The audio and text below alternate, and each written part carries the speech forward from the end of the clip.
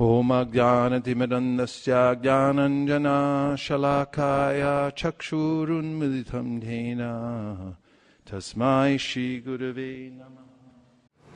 Om Namo Bhagavate Vasudevaya. Om Namo Bhagavate Vasudevaya. Om Namo Bhagavate Vasudevaya. Om Namo Bhagavate Vasudevaya. Om Namo Bhagavate Vasudevaya. Narayana Namaskritya Gurum Chaiva Narottamam Devim Saraswatim Vyasam Tato Jayamutiraye. Reading from the Srimad Bhagavatam, Canto 1, Chapter 17, Punishment and Reward of Kali. We're taking up at text number 4.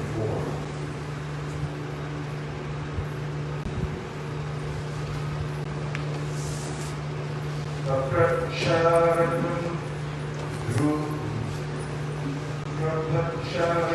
Arudha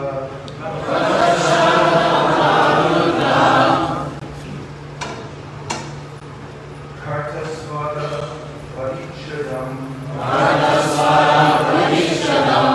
Nika Kamkiraya Raja Samaropita Karmuka Samaropita Karmuka Pracharatam Arudha Pracharatam Arudha Kartasvara Parichadam Kartasvara Parichadam Nika Kamkiraya Raja Samaropita Karmuka. Samaropita Karmuka. Sorry, this next one.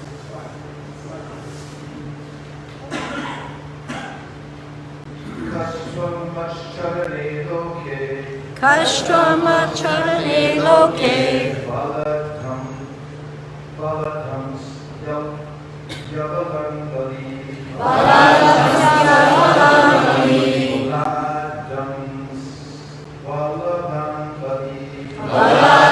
Syavalambali Naradevo Siveshena Natavat Karmana Vija Narata Karmana Dvija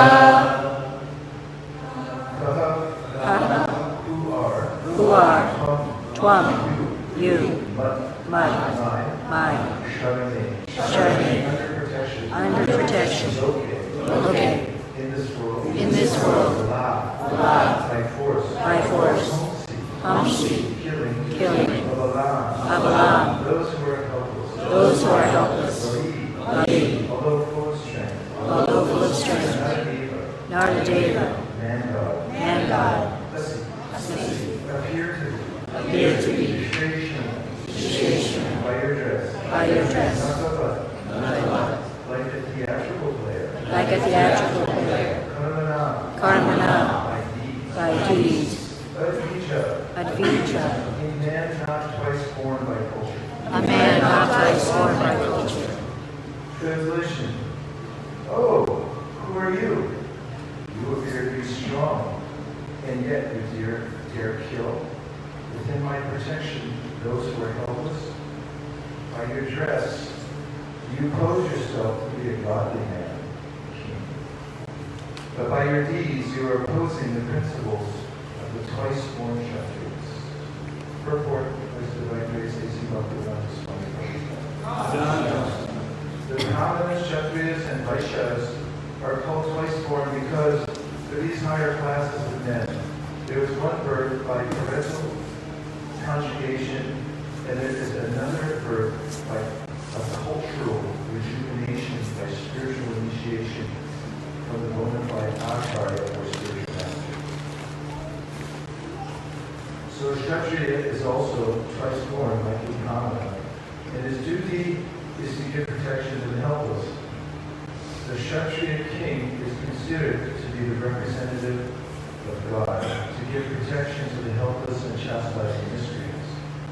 Whenever there are anomalies in this routine work by the administrators, there is an incarnation of the Lord to reestablish the principles of the godly kingdom. In the age of Kali, the Torah helpless animals, especially the cows, which are meant to receive all sorts of protection from the administrative heads, are killed without restriction. Thus, the administrative heads, under whose noses such things happen, are representatives of God in name only. Such powerful administrators are rulers who force citizens by dress or office, but factually they are worthless, lower-class men without the cultural assets of the twice born. No one can expect justice or equality of treatment from once born, spiritually uncultured, lower-class men. Therefore, in the age of Kali, everyone is unhappy due to the maladministration of the state. The modern human society is not twice born by spiritual culture. Therefore, the people's government by the people who are not twice born must be a government of Kali, in which everyone is unhappy.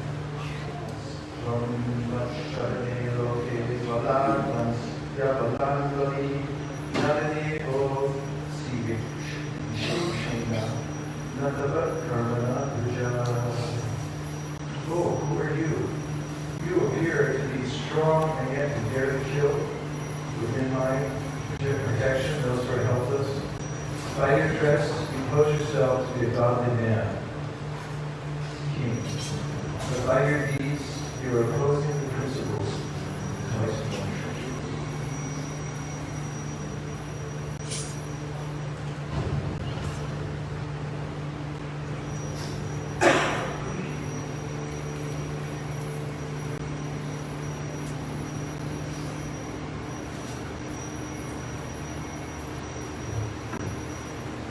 So one of the main points Prabhupada starts off with is about how Brahman and Kshatriyas are twice born. And this is an important, or the most important aspect of human life, that one comes to a higher level of purification so that one can be of use to society, especially in the context of this verse speaking about the duties of Varnashrama, Brahmanas and Kshatriyas.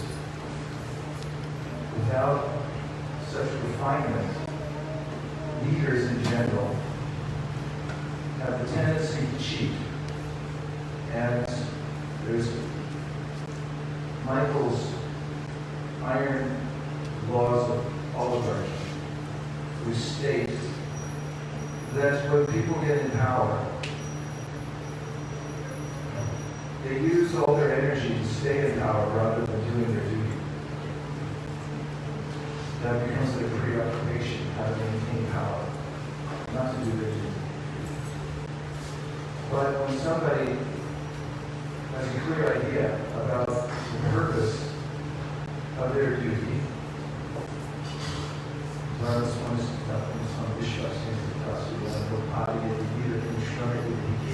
and that is as stated at the beginning of the Bhagavatam chapter. One is meant to do one's duty, and one's duty is prescribed by one's dharma, one's natural proclivity. And that is meant to be done in order to develop love for God, and it's meant to be connected to the Supreme Personality of God. Otherwise, as in the case of Kali, who's appeared here, there's chaos from leadership that has no real authority. And that authority is obtained by being aligned with the Supreme Personality of God, from whom administration is met. Here we have a sense, as we're reading in this section of victory. People like to see dramas, movies, and so forth about retribution, where the underdog is harmed, and then somebody, a vigilante perhaps, practices Kung Fu for 20 years, and then comes back and annihilates the aggressors one after another in various places, wherever they hide around the world.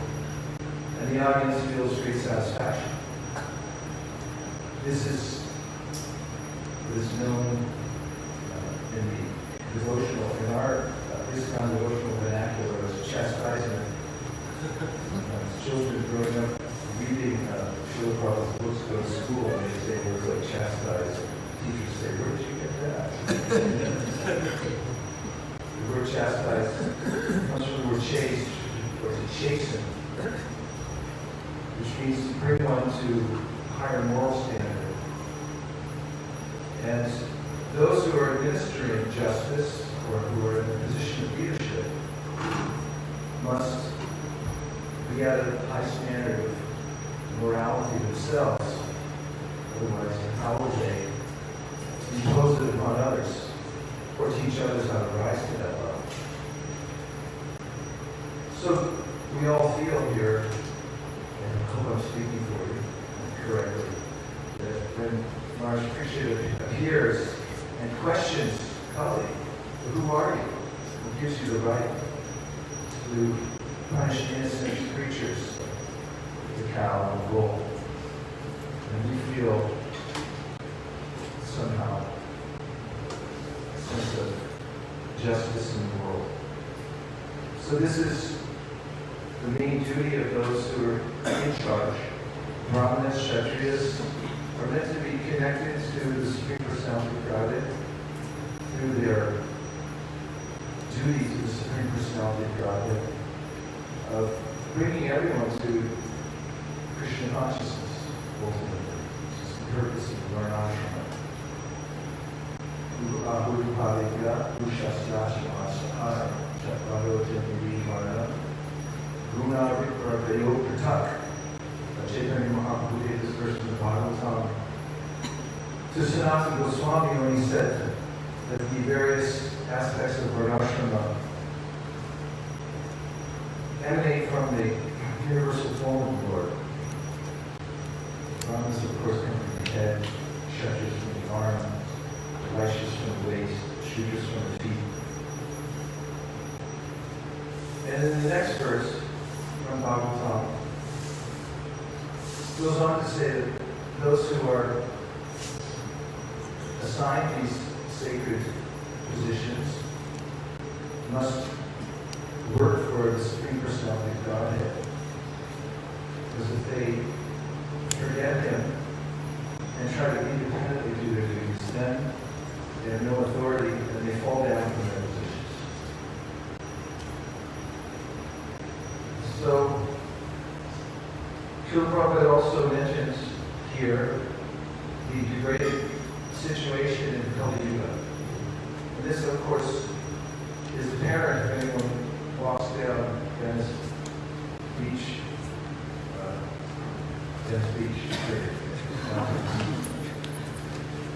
But in the beginning of Srimad Bhagavatam, the Suta Goswami, speaking to the sages, says, Prainal Paishasha Vyakalavas Mendikajana, Manda Samanda Matayo Manda Bhagavati Bhagavata. Ayusha. And generally, in the ancient Kali Yuga, people have short lives. And they're quarrelsome. They're manda, which means slow, lazy, slothful, bad for spiritual realization. So if anybody refused taking the book from you yesterday, wasn't interested in the festival, don't feel bad. It's a symptom of the age, especially here in California. And sumata matayo means they really have bad reasoning process. Matayo means the way they reason, the way they think about things. Sumanda, that's really bad. The conclusions they come to. Mandabhagya, Bhagavata. And also, they're not very fortunate. Fortune is very hard to come by. People scrounge just to stay alive in this age. Even those who are very wealthy and struggle, they leave the dogs home to take care of their $50 million house. But they themselves have to sit in stinky airports.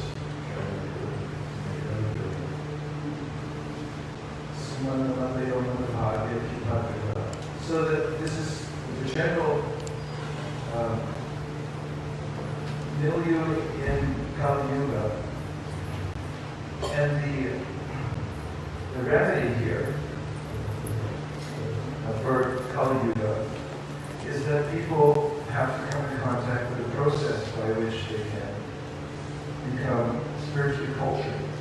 The Prophet mentions these two concepts, that there are leaders who are twice born. That means they've gone through the reformatory process and purified themselves through Diksha. And then those who are uncultured.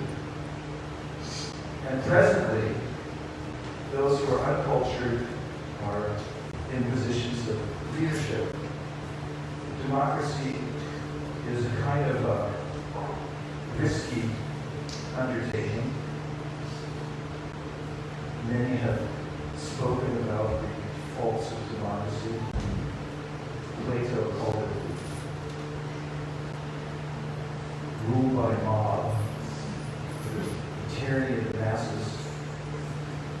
And there are ways in which that it can go awry, not the least of which that very unqualified leaders get into power, which is very, very likely because democracy is based on the public being educated so that they have the wherewithal to elect people who are at least slightly good or enlightened.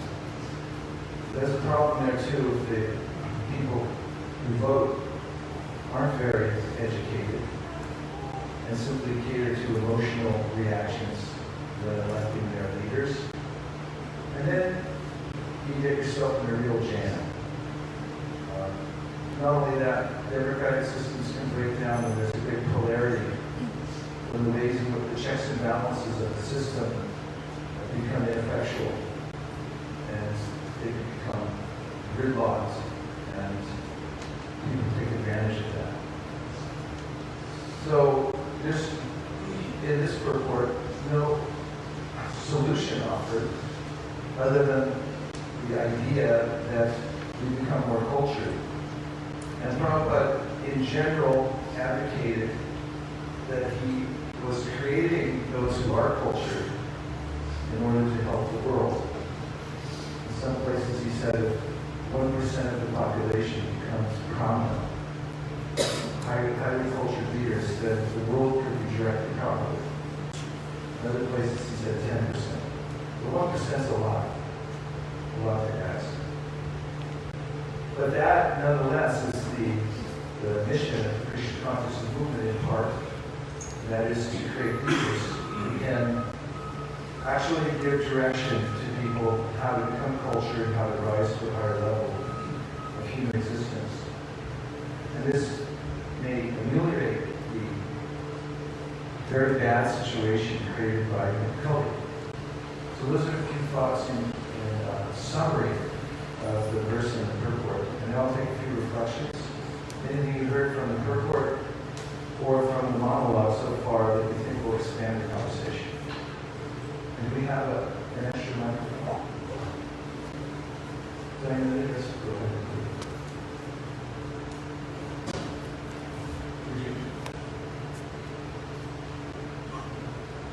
Okay, Ramesh, go ahead.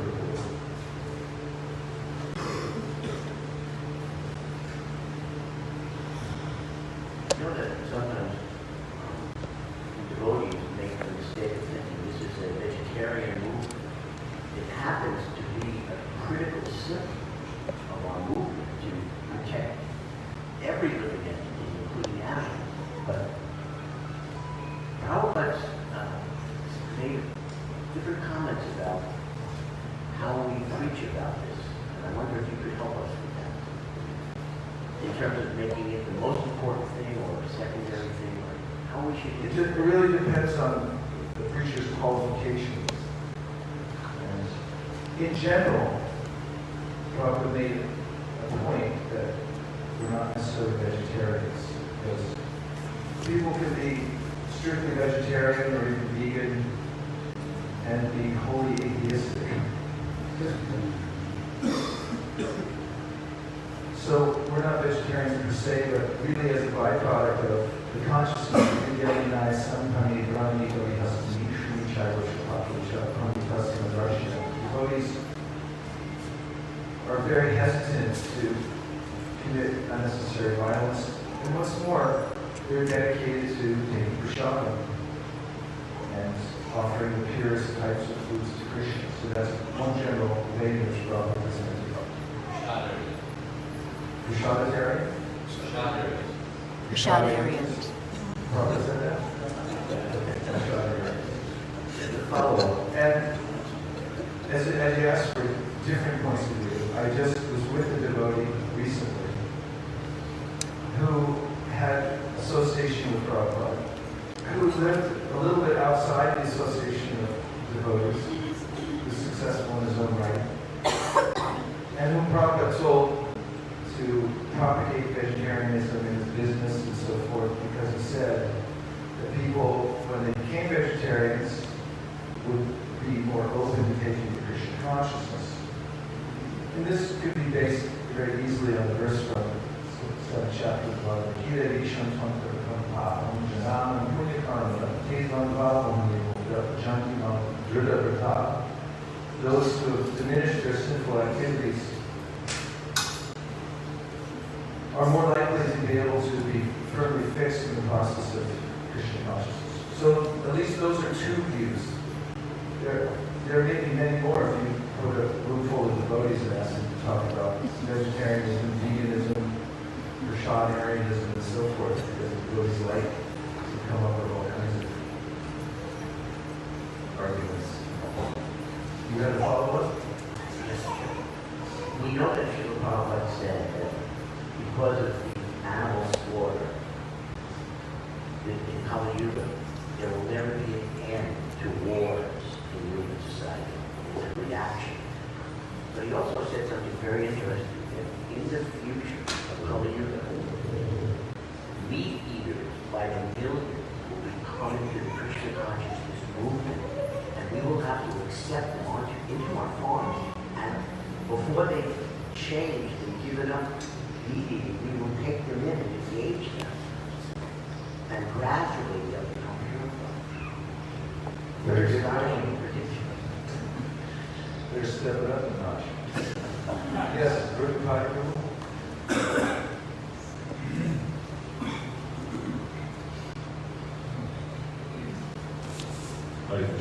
Hare Krishna. So Maharaj's specific criticism of Kali was that he was not a bona fide representative of the twice born. So what are the things, because we're also representatives, we're supposed to be representing Srila Prabhupada, the Brahman Mata devotees, the Brahmara. So what are the things that, in your opinion, that we should be most conscious of, and always keeping in the forefront of our mind, to be proper representatives of Srila Prabhupada in this session? I just listened to a lecture of Prabhupada yesterday where he said, when someone says, here's my opinion, the person should understand he's a rascal. Well, I don't think I should give my opinion.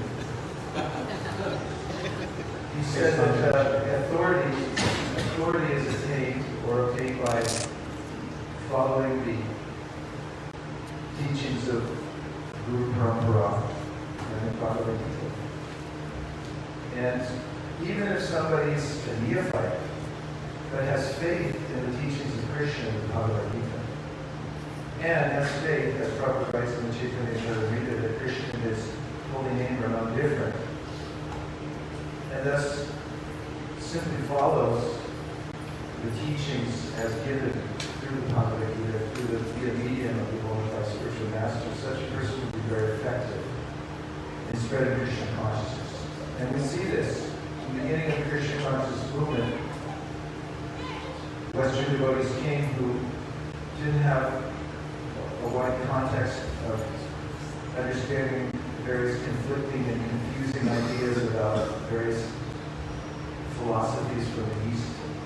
But they simply were taken by the power of Srila Prabhupada's presentation and fell in line with his teachings, and therefore being sent, even as neophytes, to various places around the world, and giving the simplest of presentations based on what they understood so far.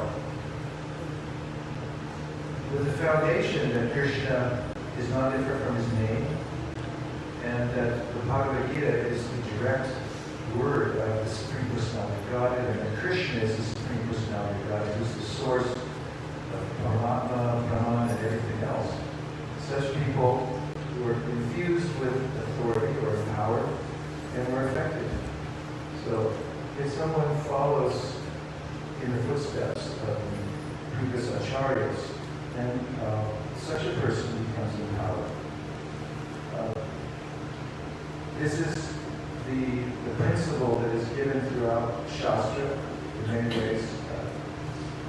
Yesu sarvabhutani atmani vana pashyati sarvabhuteshi chaham tatunam utsate. Sri Upanishad uses the word anupashyati. Anu means to follow, pashyati means to see. The one who sees according to the Shastra and according to those who represent Shastra, acharyas, and acts accordingly, is above the fray of the material world. Now furthermore, Kurvati, 11th canto, somebody give me the verse, please. Kurvati Govatsa Padam the demigods praying to Lord Krishna within the womb. Somebody look at that. What is it? Oh, sorry. Yeah, Ted Kevin, could you give me the verse, please? Somebody look it up. Just for a show. Therein, the demigods say that one who follows in the footsteps of Mahakritena, that means the great acharyas, the self-effulgent acharyas, they're able to cross over the ocean of material existence very easily, just as much as one can step over the water contained within the hoofprint of a calf. Normally it's impossible to swim across the ocean. When one, as Prabhupada points out in the Krishna book, when he's giving his summary of this verse, approaches the process given by the bona fide acharya, then the water within the ocean of bhava, the material existence, shrinks to the size of the water contained within the hoofprint of a calf. You can easily step over it. Archie Tabru, are you looking it up? Because I don't see anybody else. Oh, okay. What is it? Tvayam bujaksha kila satvadami samadhina veshita chetasaike tvatpada potena mahatkritena kurvanti govatsa padam bhavabdim. Yeah, this is an important verse in which the demigods are recommending Tvayam bujaksha kila satvadami. One should meditate fully on the Supreme Personality of Godhead. He's the source of everything and of all energies. Tvayam bujaksha kila satvadami samadhina deshita chetasaike tvatpada potena mahatkritena.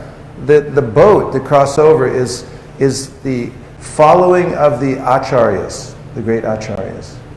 Kurvanti govatsa padam bhavabdim. Govatsi.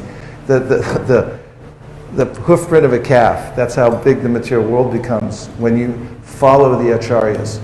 So in the previous verse to this one, Prabhupada uses the phrase majestic authority. When Parikshit steps in, Prabhupada says here, the majestic authority of the Vedic king, of the Rajarshi is apparent. And that word of majestic, it means beautiful, but it also has roots in the word major, because the person is connected to the original source of everything. And when that disconnection is there, and especially when it's within leadership, if someone gives their opinion or concocts a system, it's bound to fail, because it's based on manoratenasan davato bihi. It's a mental speculation, and it's going to be rough going, trying to do patchwork. All kinds of economic systems, like in America, there's there's this idea that we're off the gold standard. Prabhupada talks about this in the first canto also. Going off the gold standard, I think during the Nixon administration, currency is not tied to anything except for the Fed, who adjusts the interest rates from time to time, tries to balance everything out. I mean, tell me if I'm saying anything wrong, Ryan Prabhu. And it's a roller coaster. And if you actually look at it, it's numbers on a screen. How much wealth do you have? As much as you can concoct in your mind. And so all these systems become dislocated when they're not connected to the major or the original Supreme Personality of Godhead and the Acharyas. Another reflection or question? Apurva Prabhu. Okay. So you mentioned about Uh-oh, you don't have the mic yet. Here it comes. democracy, rule by mob. At the present moment, we are seeing two juxtaposed positions in government. You see the present leader. I can barely hear Apurva if you turn it up. Present leader in the United States, and also yesterday we had the Association of Tulsi Gabbard. And then when I came home, I saw Krishna Granga viewing what's been going on in San Jose, a couple other places, mob rule of a quantity of living entities in the Mexican bodies are being killed. So I'm just wondering if you can comment. On what? If you could just restate a question in one sentence. What's your specific question? What do you think we as devotees can do in this arena of the government and having a leader, and you have a devotee who's going for that position? Well, the main thing is to chant really good japa. Actually, we have a very limited area of influence. And and our area of influence increases according to our spiritual acumen. You can see other acharyas. Bhaktivinoda Thakur was more or less compliant with the British rule. You'll see in his writings very different kind of mood than Srila Bhaktisiddhanta, who was writing more during the time of upheaval and revolution, the Gandhi movement and so forth, when the mood changed. But Bhaktivinoda Thakur doesn't foment revolution or talk about how to get involved politically and so forth. He mostly talks about developing the devotional sabha, how to spread the holy name through the system of having each and every devotee become a leader in his or her own area and spread Krishna consciousness and so forth. This is the way that he speaks. Srila Bhaktisiddhanta Saraswati Thakur was a slightly more revolutionary, but he didn't involve himself so much in politics. Prabhupada had a foray with a few disciples who started a political movement aspiration, but he pulled it back. And apparently, because if you follow the letters, it was really because he didn't want his main preachers to get so involved in something that would take them away from their spiritual practice. Uh-oh, Dayananda Prabhu raised his hand. You just said, You only get credit when you're speaking in the mic.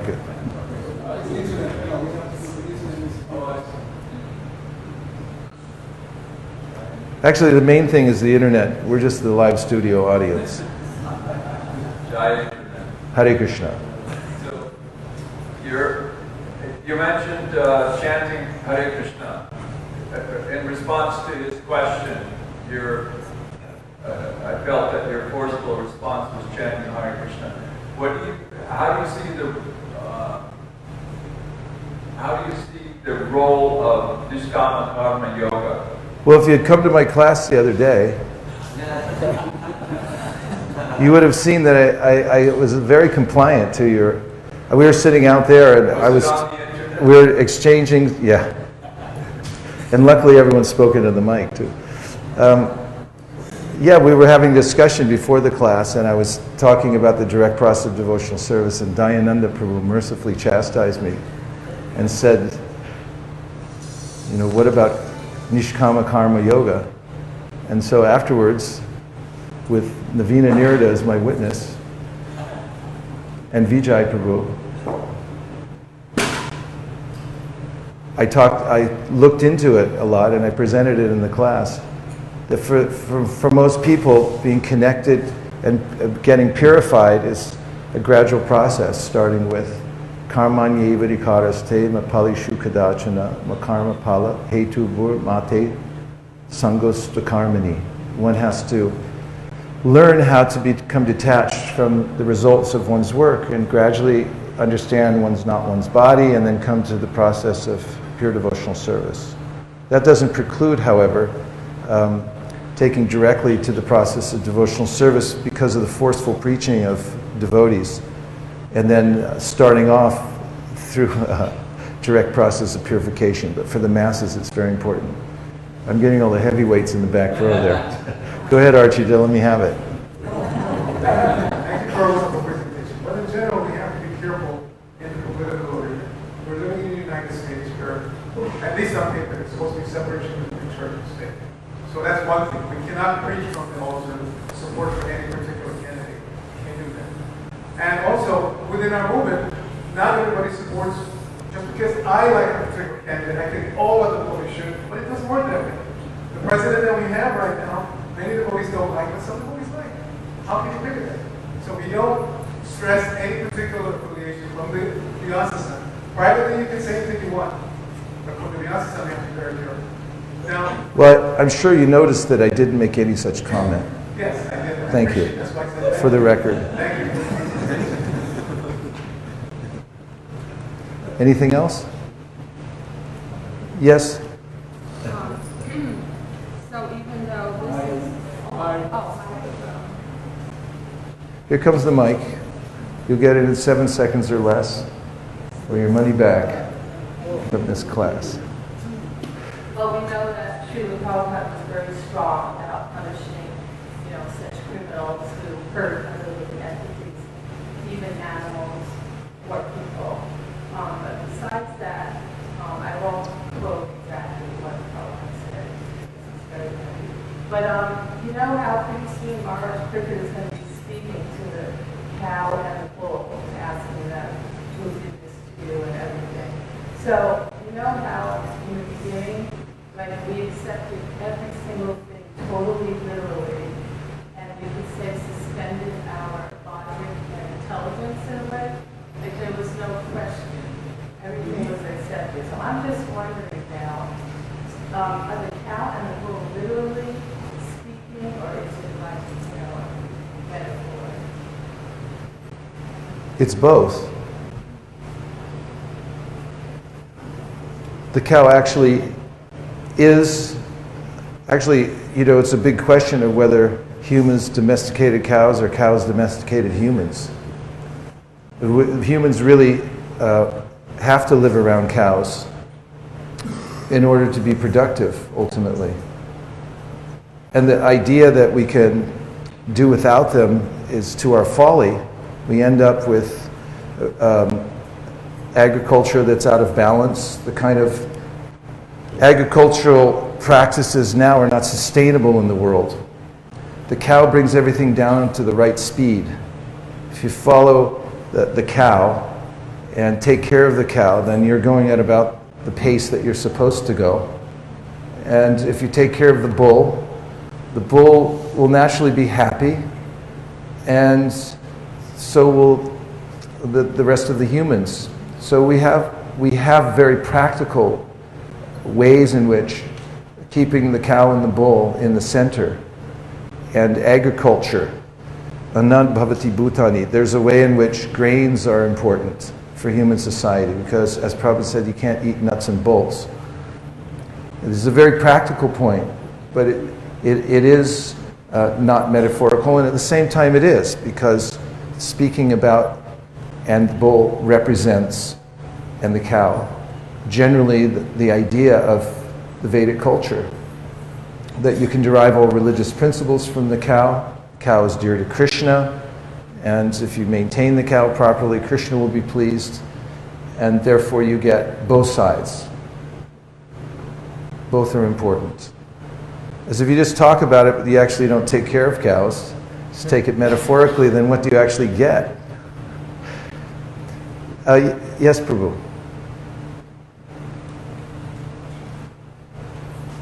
Radhe Shyam.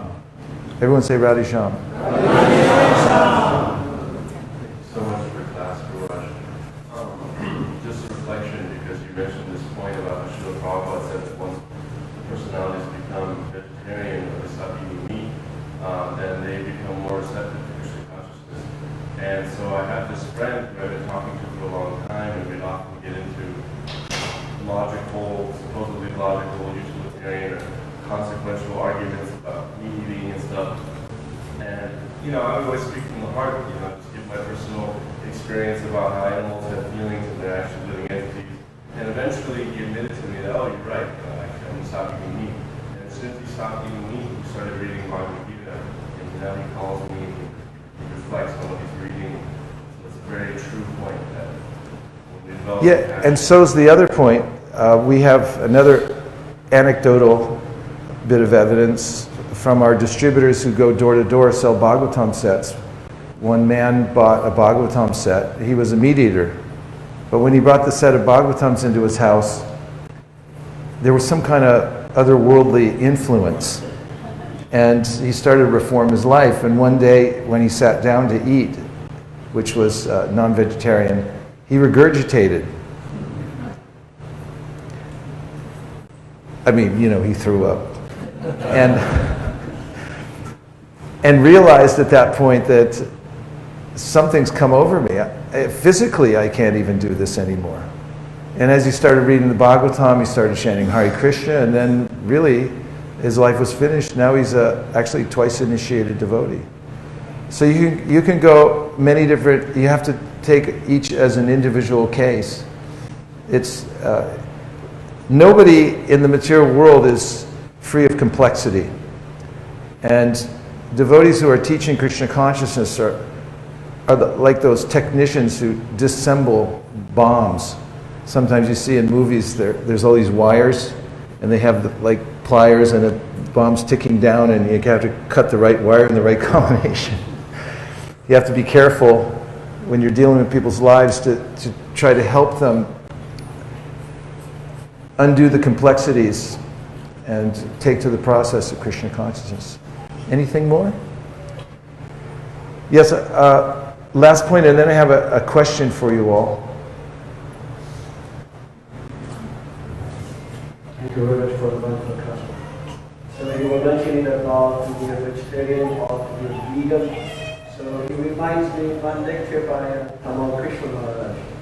So in that lecture, Maharaj, he was saying that elephant is a vegetarian, cow is also a vegetarian, but they are animals. But we devotees, the difference between us and the animals, we are vegetarian, and that's the difference. So I just want to share that. Thank you. That was very helpful. We'll stick to that. Now I have a question for all of you, and that was, what one thing, one please, did you see yesterday that was perhaps life-changing, or at least a highlight of your day as we put on together this? Okay, Archie just got it. He's got the jump. Go ahead. I heard a question expressed in pejorative. Yes? And you asked that question yesterday. Yes. And Abai answered you. And Abai said, you. Ha ha ha.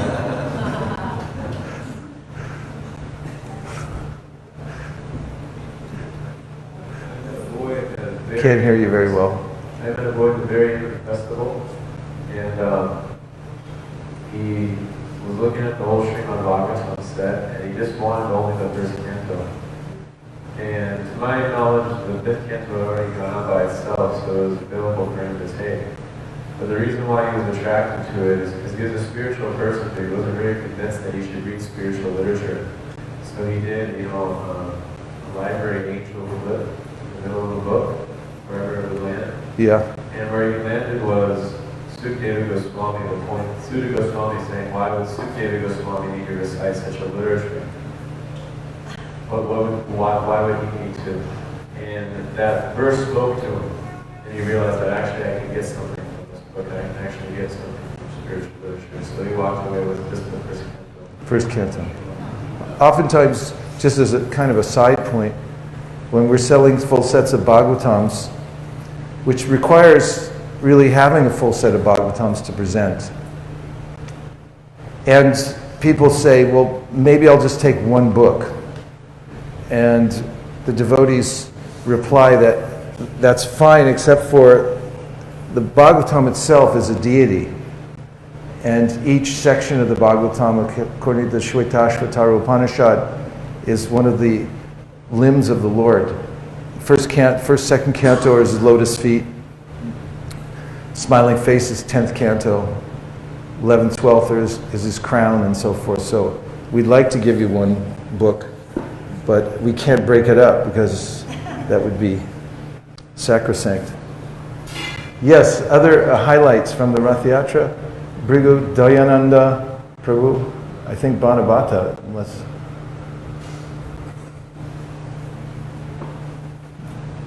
Sadhu Sangha. How succinct and wonderful is that? Yes, Sadhu Sangha. Do you want to say anything more about that? Is there an incident that you can state, say from yesterday, that you saw or felt when you had Sadhu Sangha, or you saw somebody get Sadhu Sangha that was noteworthy? Well, I had the fortune of seeing Bhargaraj after many years, many decades, and I had like an hour-long conversation with him about his project, and other devotees about their projects, what their service is. It reminded me of sort of the so-called old days, meeting devotees in Mayapur, and we were just talking about service. Sometimes, as old men, we just complain. We complain about ISKCON or our bodies or whatever we have complaints. But all I've been hearing these last few days, and especially yesterday with Bhargaraj, was instead of complaining about our livers and our noses and whatever, or the GVC, but we were talking about our services, and for me that was very enlightening. Meeting a devotee and talking about devotional service. Thank you very much. That was instructive. And that there's a way in which we're not obligated to complain. I mean, unless you're a manager and you have to look for faults, and even then there's a way that you can collect up the faults and then help the devotees to overcome them in a way that doesn't offend their sensibilities, that actually encourages them. And off-site complaining often just agitates the mind and becomes kind of a blood sport. But the way that you're talking about appreciation tends, as Queen Kunti says, Shinvanti Gayanti Grunanti Sarava, when you appreciate the efforts of the devotees. Like yesterday after the program we were talking, and Jagarini Prabhu said, Savas, such a great manager, and she was just going down all the list of the things, the ways he works. And it was edifying to hear somebody just find all the highlights in somebody's service. Because, you could do the opposite, too. Oh, Dayananda's still going. Sorry, you said Suas, so then I have to say that there's a couple of times over the weekend I was talking about Suas to a couple of people that I really liked him. He's been here, he's like a rock for many years. So this one young woman, I forgot, Gopi, yes, she's from China, so she heard me talking like that. So I said, oh, Suas is over there doing this service, She's, oh, where is he? Where is he? Please show me. So I took her over and said, that's us. Well, thank you. Nice. Yeah, because that spreads. When you put out appreciation for devotees, it tends to spread. In fact, there's an old saying, whatever you appreciate, appreciates. And that kind of vibration is actually helpful in a community. It brings people together if you catch people doing something right and then appreciate it. In fact, there was a book back in the 80s called The 1 Minute Manager. And the person who wrote it put the theory that actually you don't have to chastise people so much if you build a culture where you catch them doing something right and then appreciate what they're doing. Then they'll notice when you don't do that and they'll think, oh, I'm doing something wrong. Brigapati Prabhu. Yeah, well, Lokanath Maharaj's kirtans were really something special. I know, I was present for 3 of Saturday night here in the temple room yesterday during the Rath Yatra, and then did a kirtan at the festival site. And each time I was feeling the ordinary human being before you started chanting, and I felt something special. I started feeling enlivened and chanting. It was, relishing the transcendental sound vibration of the Maha Mantra. And one time in particular, when he was chanting during the Rath Yatra, I was watching, and he had like a group around him, and he was getting into it too. I could see that there was something special for him. He was really internally absorbed. He had his eyes closed, and he was chanting, and I'm sure he was praying like anything to Krishna. He was just using it as an instrument to enliven all the devotees, and I think that's what was happening. And I felt like I was watching the pastime at a Chaitanya Charitamrita because the manager saw us and Maikatma both approached him several times. Hurry up, Maharaj, you can't stop here. You got to keep moving. Just ignore him. But I don't think it was false ego. I think he was getting impetus or inspiration from Krishna. No, you're doing fine. Just keep doing what you're doing. It's okay. Yeah, we read about that in the Bhagavatam. The samadhi sages are in, and that somebody comes and they don't even know they're there. Samadhi navesha chetasika sindami.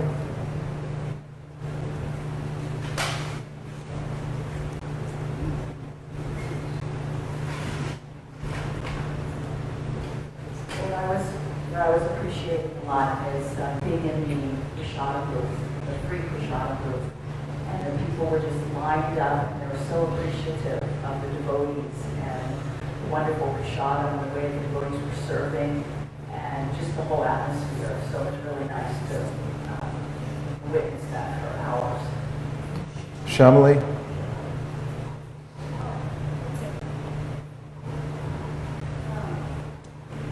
Close. At one point, we kind of got a little farther away, so we got a view of all 3 cars coming up and just a massive audience around. And it looked like, a little glimpse into the spiritual world. And I was thinking how beautiful that it's reaching so many people. And I don't know, like previous years it hasn't felt so packed like yesterday. So I just appreciated that, how all the bystanders started dancing, even if they weren't sure what was going on. It was infectious. Infectious. Yeah, these impressions that we take away, these become stimuli for love for God. They're called udipana. When you see the chariots coming, when you see the dancing of the devotee, it may be just in a fraction of a second that you see this. And you see the enthusiasm of the devotees. The word infectious is actually accurate. There's a way in which, in the verse, sadhu sangha sarva shastra koi lava matra sadhu sangha sarva siddhi hoy. The implication is that even by a fraction of a second of association with devotees, one can attain perfection. Because when one's stimulated by seeing this, it's something that hits the heart and actually reawakens that spontaneity for serving Krishna. Thank you. When the Rath cart was approaching like the Christians, I think Lokanath Swami was leading. Right when he was singing like Hare Krishna, the leader was saying, chant, chant. It was right in rhythm. And as they were ending, they were following the Rath cart. So I was wondering, thinking that they may become devotees in the next life. I don't think they have to wait too long. Pavani, there's in Namashtakam, Rupa Goswami said, Jayanama Deha Muni Vrindagehe Janaranjanaya Paramakshara Krite Tumarara Pir Managurdiritam Nikilogratapa Patalimba Lumpasi. He says, even if somebody chants the holy name even one time, even if they do it derisively, they're saying, oh, you Hare Krishna, you're going to hell. So Krishna just hears Hare Krishna. And the going to hell part, it's like, whatever, you know. The holy name is so powerful. Yadabaso Pyutyan Kabalita Bhavadvanta Vibhavo Drisham Tatvandanam Apitishiti Bhakti Pranayanim. Even a dim reflection of the holy name can awaken those who are untanam. They're blind to the truth, to the sense of bhakti. It can be awakened in them by hearing the holy name. Pavani, hold the mic close.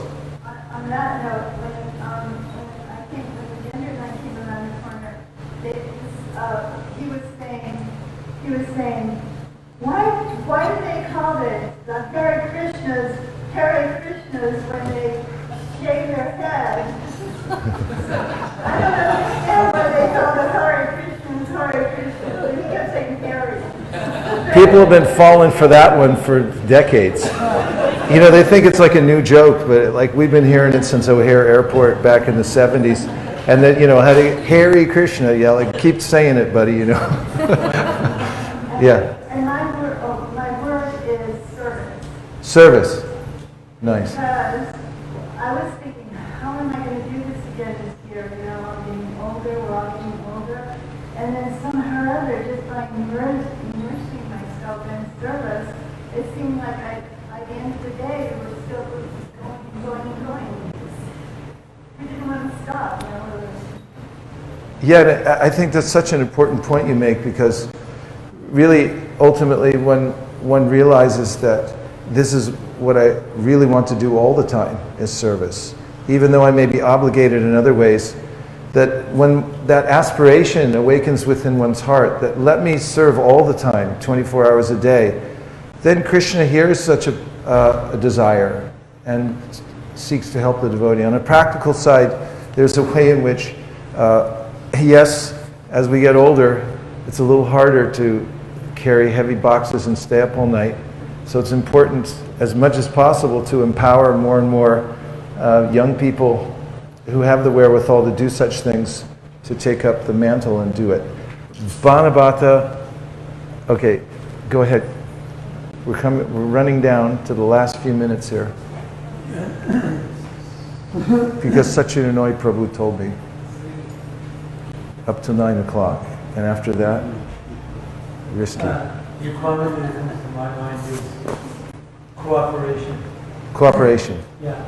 And I was thinking Closer. that also because I was talking Closer. to one boy there who was taking prashadam, and he was so thankful. It's so much relief he was experiencing, and I realized that it's when outside people see the level of cooperation among the devotees, that is so inspiring. And of course, that ties into the verse also, because ultimately the duty of the king is to help arrange for the cooperation of everyone with the laws and the plan of the Lord. Good one, Bana. Tie it all up. Okay. Back.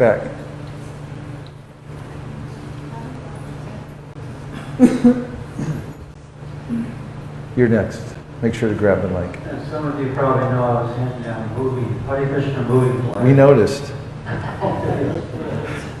Toki got a DVD, by the way. But I was just noticing how people reacted to the flyers. At first, they kind of, many people could just kind of say, no. Then they see the movie award emblem. And they look at it, I say, yeah, it's a movie.